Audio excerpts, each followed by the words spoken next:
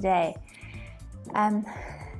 There's a powerful quote in the Uncomfortable book that we're working through for our preaching and devotion series at the moment. And it's a quote by Chris Wright, and he says that our holiness is as much part of our missional identity as our personal sanctification. Us becoming more like Jesus isn't really just for us. Us becoming more like Jesus has to have an impact on the world around us.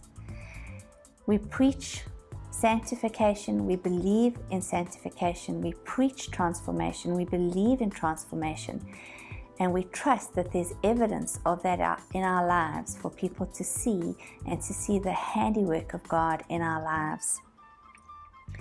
But this is quite a responsibility, isn't it? To say that we're being transformed into the likeness of Jesus is a very bold statement, and it's one that we should be proclaiming, absolutely, with liberty, but also with humility. Mission involves leaving behind a deposit, a spiritual, a mental, and even an attitudinal deposit of change. It also means abandoning our worldview, our selfish, self-absorbed worldview, and adopting God's worldview and God's mission and plan for our life and for the world around us. Mission involves faith. Mission involves risk. And mission involves obedience. But so does holy living. Holy living involves faith, risk, and obedience too. I love what Brett McCracken says because it is so fundamentally true. He says that our own heart is the frontier of any mission. I think I said that wrong. He says our own wicked heart is the first frontier of any mission. So it's one thing to go out and proclaim the good news to people who haven't heard the gospel, but it's also equally powerful to preach the gospel to our own heart day in and day out.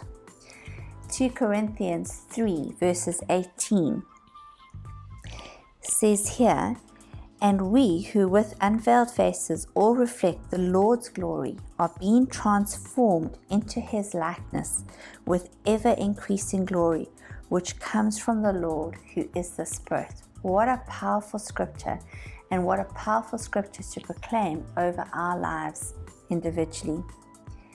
For me, I take incredible comfort in the fact that this work of transformation is a work done by the Spirit. It's not something I have to white knuckle and work hard at. It's something empowered by the Spirit of God.